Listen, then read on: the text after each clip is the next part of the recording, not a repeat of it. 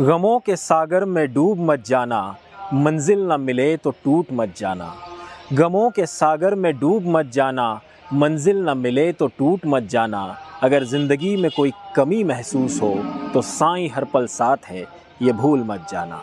ओम साई राम, नमस्कार, प्रणाम। मैं सचिन माधव सुपेकर आप सभी का साईं के दीवाने चैनल पर एक बार फिर से हार्दिक स्वागत करता हूँ। शिरडी के साईं बाबा के भक्तों की संख्या करोड़ों में है और वे देश ही नहीं दुनिया के हर कोने में मौजूद है। बॉलीवुड, बिजनेस, स्पोर्ट्स या पॉलिटिक्स के वीवीआईपी से लेकर समाज के हर वर्ग, आयु, प्रदेश, हर भाषा के लोग साईं की शरण में आते हैं। बाबा भी अपने भक्तों की सुनते हैं, उनकी मुरादें पूरी करते हैं और फिर साईं भक्त मुक्त हस्त से बाबा की झोली में दान देते रहते हैं। शायद यही कारण है कि शिरडी का साईं मंदिर देश के सबसे अमीर मंदिरों में से एक है। जैसे तुलसीदास जी कहते हैं कि तुलसी पंछिन के पिए, घटे न सरिता नीर, दान दिए धन ना घटे, जो सहाय रघुबीर। इसी भाव से शायद और साथ ही बाबा की प्रेरणा से कई दानवीर साईं भक्त सामने आते हैं और शिरडी आने वाले लाखों साईं भक्तों की सेवा सुविधा के लिए अपनी दरिया दिली का परिचय देते हुए बिल्कुल अनाक्रोश और प्रसिद्धि के गाजे बाजे से दूर रहकर दान देते रहते हैं। और ऐसे साईं भक्तों में सबसे अव्वल जो नाम है, उनका परिचय, उनकी कहानी आज मैं आपको बताने वाला हूँ।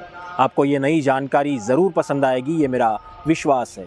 तो आइए शुरुआत करते हैं आज के इस खास वीडियो को। आज मैं आपको जिन दानवीर साईं भक्त के बारे में बताने वाला हूँ वो है चेन्नई के विश्वविख्यात बिजनेसमैन श्री के.भी. रमनी जी। शिरडी में साईं भक्तों के निवास के लिए 10 लाख स्क्वायर फीट एरिया में बनाया गया दुनिया के सबसे बड़े भक्त निवासों में से एक साईं आश्रम इन्हीं के.भी. रमनी जी के आर्थिक सहयोग से बनवाया गया है। एक बार की घटना है जब वे शिरडी आए थे और उन्होंने देखा कि बड़ी संख्या में साईं भक्त शिरडी आए हैं और अलग अलग राज्यों से आए हुए हज़ारों साईं भक्तों की निवास के लिए पुराने भक्त निवासों के सामने लंबी लंबी कतारें लगी हुई है। लोग जहां और जैसे मिले वहां रहने के लिए मजबूर हो रहे थे। उनकी ये दशा देखकर श्री रमनी जी का मन व्यथित हुआ और इनके लिए कुछ करना चाहिए, ये विचार मन में लेकर उन्होंने भक्त निवास बनवा कर देने का प्रस्ताव साईं बाबा संस्थान के सामने प्रस्तुत किया। साईं बाबा संस्थान अगर ज़मीन दे तो मैं उस पर अपने खर्चे से भक्त निवास बनवा कर दूंगा, इस प्रकार का ये प्रस्ताव था। फिर साईं बाबा संस्थान ने 20 एकड़ ज़मीन दी। नई दिल्ली के श्री प्रदीप जैन जी के पार्श्वनाथ डेवलपर्स कंपनी ने कंस्ट्रक्शन की जिम्मेदारी ली। कंस्ट्रक्शन के लिए लगने वाले 112 करोड़ रुपयों की राशि श्री के.भी. रमनी जी ने डोनेट की। 10 जनवरी 2008 को काम शुरू हुआ और देखते ही देखते 11 अप्रैल 2013 को 10 लाख स्क्वायर फीट में फैला ये भव्य साईं आश्रम भक्त निवास बनकर तैयार हुआ। यहाँ 12 बड़ी बड़ी इमारतों में साईं भक्तों के लिए 1536 कमरे और साथ ही डॉर्मिटरीज़, हॉल्स, 27,000 स्क्वायर फीट का लॉन, कॉमन सर्विसेज ब्लॉक के अलावा रेस्टोरेंट और 2000 क्षमता वाला ओपन एयर थिएटर भी बनवाया गया है। वास्तुकला का अद्वितीय नमूना बन सके ऐसा सुंदर भक्त निवास श्री के.भी. रमनी जी के सहयोग तथा संकल्प से मूर्तिमान हुआ। 72 साल के श्री रमनी जी का जन्म चेन्नई के पास मालापोर में हुआ। पिता कृष्णमूर्ति अय्यर पेशे से वकील थे। तिरुपति उनका कुलदैवत था और साईं बाबा के बारे में उन्हें कोई ज़्यादा जानकारी नहीं थी। सॉफ्टवेयर इंडस्ट्री में उन्होंने साल 1970 के दौरान नौकरी शुरू की। लगभग 15 साल उन्होंने अलग अलग देशों में इस क्षेत्र में विभिन्न जिम्मेदारियों का निर्वहन किया। बाद में उन्होंने इसी क्षेत्र में अपना खुद का व्यवसाय शुरू किया और मात्र कुछ ही वर्षों में उनकी फ्यूचर सॉफ्टवेयर कंपनी ने इस क्षेत्र में अपना वर्चस्व स्थापित किया। बाद में उन्होंने अमेरिका की ह्यूजिस कंपनी के साथ भागीदारी करके ह्यूजिस सॉफ्टवेयर सिस्टम्स इस कंपनी की स्थापना की और दिल्ली में रहते हुए सॉफ्टवेयर इंडस्ट्री के उत्थान के लिए नेस्कॉम की भी स्थापना की। नेस्कॉम यानी the national association of software and service companies, इस संस्था के वे सह संस्थापक तथा चेयरमैन भी थे। इतने बड़े बिजनेस एम्पायर को संभालते हुए ही वे साईं भक्ति की तरफ आकर्षित होते चले गए और इसकी वजह भी वैसी ही बनी। बात है साल 1977 की, जब एक घटना ने उनका संपूर्ण जीवन ही बदल दिया। उनके एक बेहद करीबी व्यक्ति गंभीर रूप से बीमार हो गए थे। अस्पताल में उन पर इलाज शुरू था।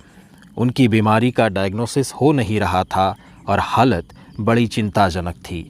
डॉक्टर्स ने भी हार मान ली थी और किसी भी क्षण उनकी प्राण ज्योति बुझ जाती, ऐसी स्थिति थी।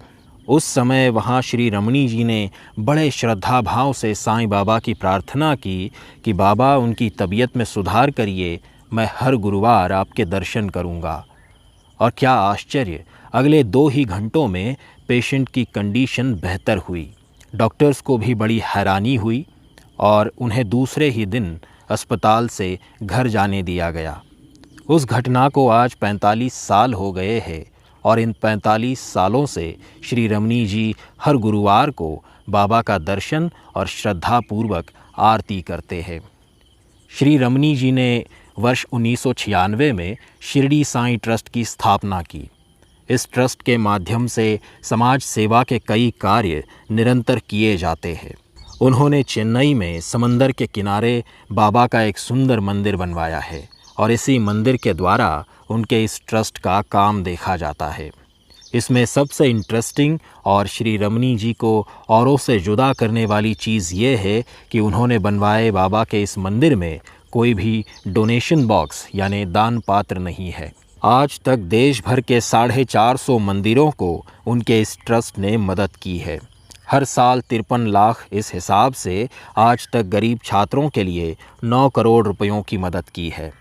गरीब लोगों को हॉस्पिटल के लिए प्रतिवर्ष 40 लाख, ऐसे आज तक 15 करोड़ रुपयों की आर्थिक सहायता की है। इसी तरह हर साल 5000 हार्ट ऑपरेशंस का भी खर्चा उठाया जाता है और बड़े स्तर पर अन्नदान भी किया जाता है। साथ ही उन्होंने शिक्षा के क्षेत्र में अपना योगदान देने के लिए साईं यूनिवर्सिटी की भी स्थापना की है, जिसके लिए उन्होंने 250 करोड़ रुपए डोनेट किए हैं।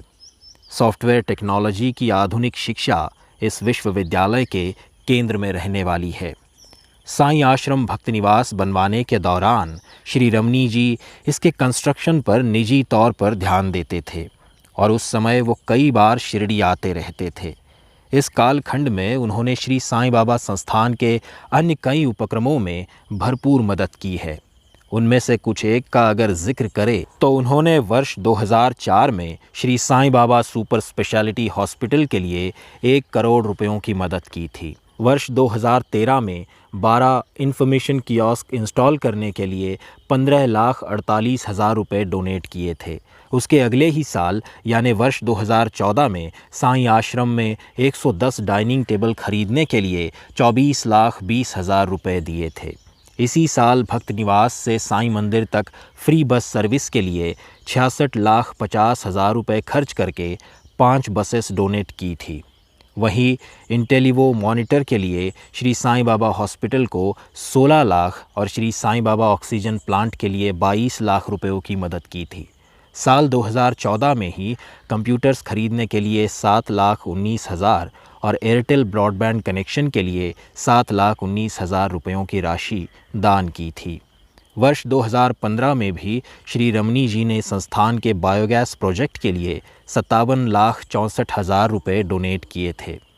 वहीं वर्ष 2016 में उन्होंने साईं आश्रम भक्त निवास के लिए 58 लाख रुपए कीमत के 6,000 ब्लैंकेट्स, बेडशीट्स, पिलो कवर्स और 58,20,000 रुपए कीमत के 3,600 लॉकर्स भी खरीद कर दिए थे।